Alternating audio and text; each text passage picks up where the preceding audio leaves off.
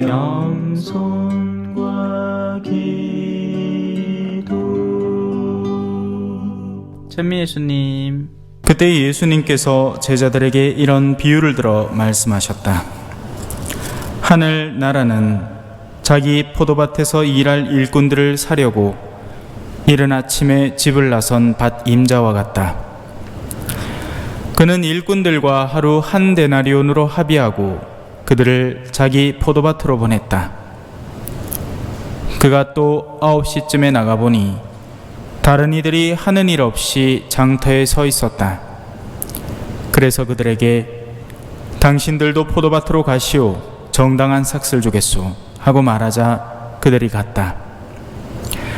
그는 다시 12시와 오후 3시쯤에도 나가서 그와 같이 하였다.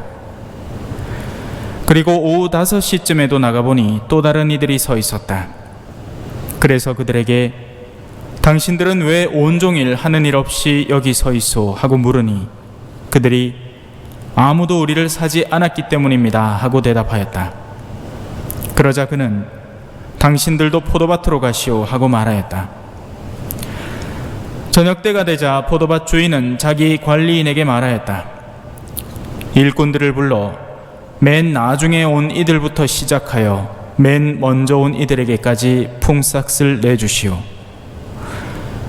그리하여 오후 5시쯤부터 일한 이들이 와서 한 데나리온씩 받았다. 그래서 맨 먼저 온 이들은 차례가 되자 자기들은 더 받으려니 생각하였는데 그들도 한 데나리온씩만 받았다. 그것을 받아들고 그들은 밭 임자에게 투덜거리면서 맨 나중에 온 저자들은 1시간만 일했는데도 뙤약볕 아래에서 온종일 고생한 우리와 똑같이 대우하시는군요 하고 말하였다. 그러자 그는 그들 가운데 한 사람에게 말하였다. 친구여, 내가 당신에게 불의를 저지르는 것이 아니오. 당신은 나와 한 데나리온으로 합의하지 않았소. 당신 품삯이나 받아서 돌아가시오. 나는 맨 나중에 온 이 사람에게도 당신에게서처럼 품삯을 주고 싶소. 내 것을 가지고 내가 하고 싶은 대로 할 수 없다는 말이요? 아니면 내가 후하다고 해서 시기하는 것이요? 이처럼 꼴찌가 첫째 되고 첫째가 꼴찌 될 것이다. 주님의 말씀입니다.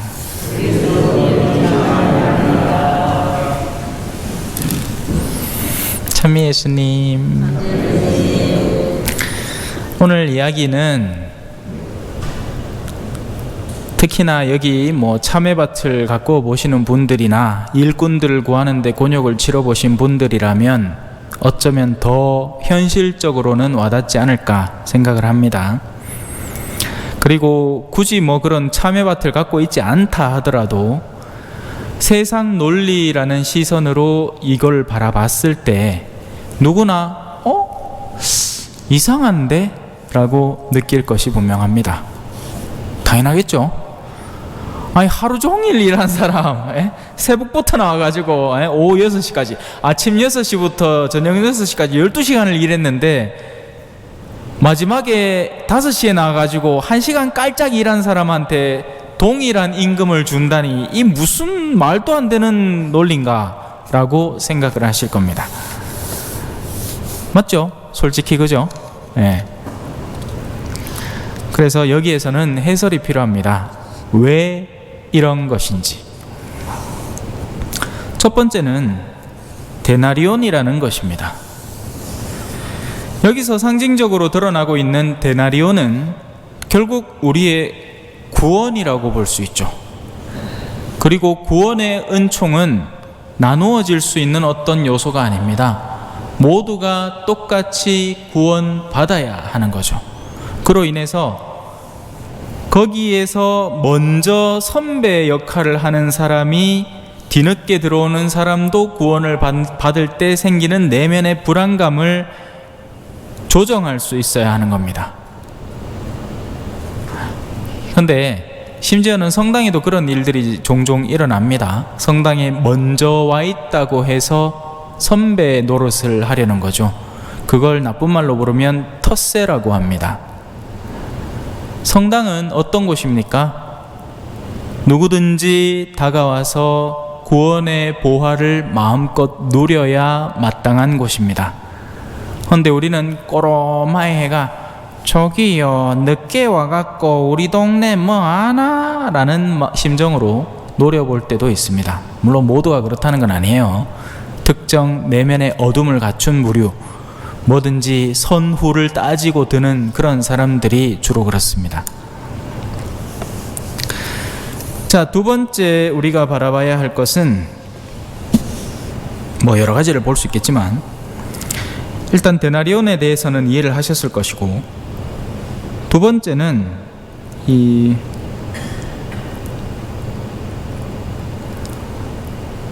우리 모두의 처지에 대한 묵상입니다. 우리가 첫째로 밭에 와서 일한 사람이라면 이 영역에서 부당하다라는 느낌에 동참하겠지만, 만약에 우리가 오후 5시에 일해서 한 데나리오를 받는 사람이라면 마음이 어떨까요? 거꾸로겠죠. 아이고 다행이다, 늦게라도 와서 한 데나리온이라도 받아가지고 집에 우리 아들 배고파갖고 찡찡대는데 오늘 5시에 와서 일했다고 좀 해주면 왜 할란 거. 아이고 근데 우리 주인은 너무 마음이 후하고 자비로우셔가지고 넘치고 흐르도록 은총을 나누어 주시는구나, 아낌없이 한다면 그 뒤에 온 사람들의 마음은 기쁘고 즐거울 수밖에 없겠죠. 여기서 큰 착각이 하나 존재하는 게 우리가 맞이라고 생각하는 겁니다. 우리가 우리 스스로를 첫째라고 생각해버리는 거예요. 그것 자체가 어마어마한 착각인 겁니다. 우리 모두는요, 구세사회 전체로 봤을 때 제일 끝발입니다. 맞죠? 이 말씀이 항상 선포되는 그 자리는 늘 선배들이 존재하던 자리였습니다. 선배들이 피 흘릴 거 다 흘리고, 선배들이 순환당할 거 다 당하고, 선배들이 고생할 거 다 하고 난 뒤에 우리는 시원한 에어컨 바람 쐬면서 신앙생활을 하고 있는 거예요. 헌데 이런 우리도 하느님이 기꺼이 한 데나리온을 거뜬히 주시겠다 하니 우리의 마음은 기뻐야 하는데도 불구하고 우리는 요 작은 우리끼리의 사이에서 선후를 따지고 앉았단 말입니다. 이 어처구니 없는 이 천년도 살지 못하는 한 인간이, 그죠? 그러니 우리의 마음이라는 건 얼마나 쉽게 교만해지는 거예요. 신앙에 조금 선배랐고, 그러니 신앙의 선행관계, 후행관계에 상관없이 우리가 어떻게 하느님의 호함을 수용하고 받아들이는가에 대한 문제는 결국 뭐에 달렸다는 이야기죠? 우리 마음의 기쁨의 상태에 달렸다는 겁니다. 아, 늦게나마 이렇게 주신 은총에 내가 들러붙어서 정말 열정적으로 당신의 신앙을 수호하고 살겠습니다 라는 마음을 가진 사람은 언제고 이 하느님의 은총을 모두가 똑같이 받았음에도 그들은 그 한 데나리온에 너무너무 감사한 사람이 되는가 하면, 다른 이들은 마치 마르타가 마리아를 쳐다보는 것처럼 예수님, 자는 말이죠, 일도 안 하고 저랍니다. 내 보이소 얼마나 열심히 일하는겨. 헌데 와 나한테 베풀어 주는 게 요빠이 안 되는겨 하고 투덜투덜 한다는 거죠.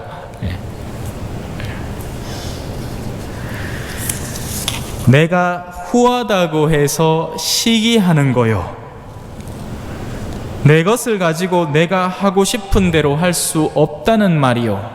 결국 이 먼저 왔던 이들, 스스로를 선배라고 간주하는 이들의 내면 속에 있는 교만은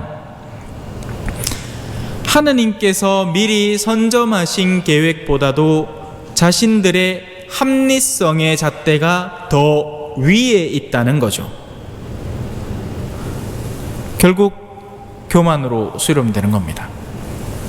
교만한 마음은 기뻐할 줄을 모릅니다.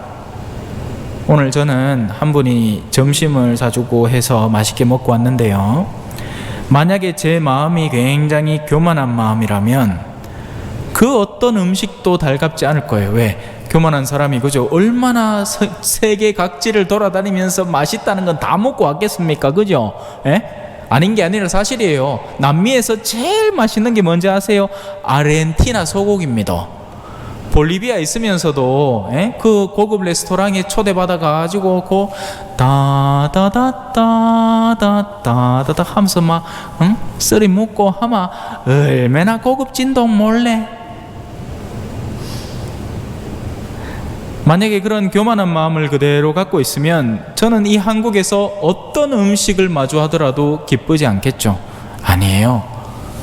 저는 그분들이 저를 무언가를 전해주시는 그 마음을 받아들이는 거지, 어떤 음식을 저한테 주시는지는 상관없어. 썩지만 않으면 돼요. 썩은 거 먹으면 배 아프잖아. 그죠? 그거 아니고 음식이다 싶으면 다 소중하고 감사한 겁니다. 예. 뭘 가리기를. 예? 보면 항상 그래. 아이고 신부님이 이런 거 대접해가 안 되는데 그런 거 대접하면 뭐 안 되는데요. 네, 참. 예? 그와 더불어서 오늘 일독서도 잠깐만 봅시다. 양떼를 먹이는 것이 목자가 아니냐. 먹인다는 건 뭘 말하는 거죠? 제가 여러분들을 막 모아갖고 자 이번 주는 칼국수, 막 이번 주는 짜장면 하고 뭐 강당에다 음식 차려놓고 막 먹여야 됩니까? 아닙니다. 목자가 양들을 먹이는 올바른 성경적 방법은 말씀을 먹이는 겁니다. 이 현세에 끊임없이 다가오는 수많은 유혹들과 어둠의 경로들을 미리 파악하고 식별하고 그것들을 피하고, 그리고 거룩한 아름다움에 점차적으로 물들어가게 하기 위해서 영혼을 먹여야 하는 거죠. 그런데 정말 안타깝게도 오늘날 이 먹임의 자리가 자꾸 무너지고 있습니다. 왜냐하면 가지고 있지 않은 건 줄 수가 없거든요. 그건 철칙이에요. 여러분들이 가지고 있지 않은 건 남들에게 절대로 줄 수가 없습니다. 신앙도 마찬가지라고요. 하느님에 대한 믿음과 신뢰도 그것을 가지고 있어야 전해줄 수 있는 겁니다. 저 뒤에 더우신갑다. 네? 다음부터 에어컨 다 틀어야 되겠다. 자, 그러지 말고 다음부터는 틀려놓은 데 앉아있어. 네? 더운 데서 그 가지 마시고. 현대교회는 이 말씀을 심각하게 묵상해야 됩니다. 양들이 배고파해요. 배고프다 보니까 어디까지 찾아가느냐? 천주교 신자가 불가의 가르침에 귀의하고 앉았고, 여러분 한두 번은 들을 수 있습니다. 왜냐하면 교양 수업으로 다른 것들을 들어볼 수 있어요. 그런데 불가의 가르침의 핵심은 자칫 잘못하면 허무주의로 빠지기 쉽습니다. 거기에는 윤회사상이라는 사상이 박혀있고 모든 에너지는 순환한다는 개념으로 들어가기 때문에 인격적인 하느님이나 우리 한 번뿐인 인생에 대해서 그러니까 무색하게 만들어버립니다. 천주교 신자 중에서도 나는 전생에 하고 헛소리 한 사람이 있죠. 아이고 내가 전생에 아마 뭐였을기라, 그 자칫 잘못해 농담으로 한두 마디 할 수 있는데 실제 그런 사상에 빠져들기 시작하면 굉장히 위험해지기 시작합니다. 아니에요. 우리 인생은 제가 항상 전에도 얘기했지만 원샷 원킬입니다. 지금 여러분이 가지고 있는 목숨줄 그 안에서 우리는 구원이라는 여정을 걸어 나가야 하는 거예요.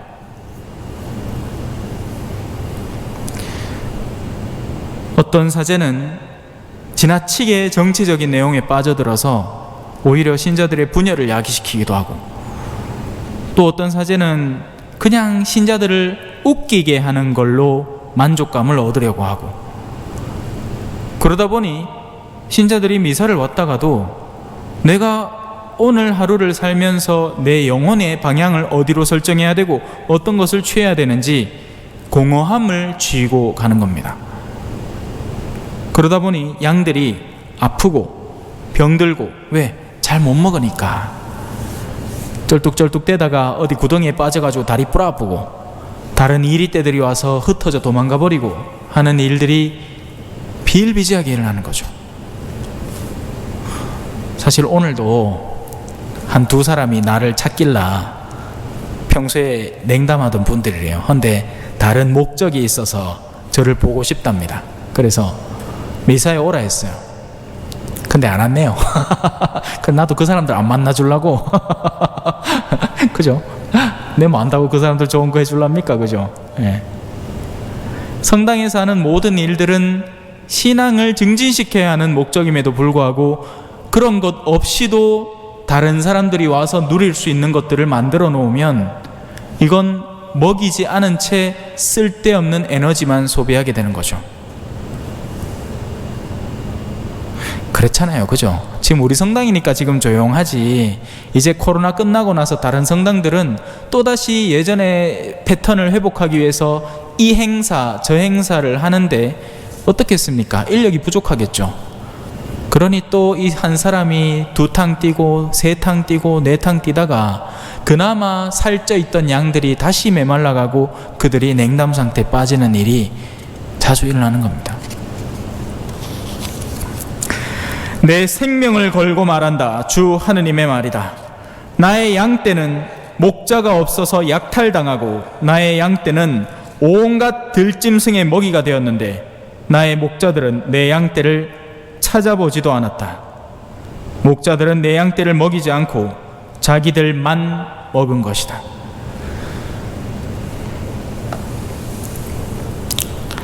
모쪼록 여러분들은 훗날 우리가 받을 한 데나리온을 열렬한 마음으로 기다리면서 우리가 막내라는 걸 꼭 기억하고 우리가 첫째가 아니라는 것, 내가 아무리 태중교라도 우린 첫째가 아니에요. 우리는 막줄 탄 사람들입니다. 특히나 현세 세상의 흐름을 보시면 더더욱이 그런 걸 느낄 수 있어요. 예. 이제 기후는 아작났고요. 앞으로 우리 지역에 다행히 빗줄기가 스쳐 지나가서 그렇지 당장 내년이라도 또 어마어마한 폭우가 와서 여러분들이 하고 있는 참외밭이 일순간에 휴지 조각이 될 수도 있습니다. 무슨 일을 하고 계시든지요.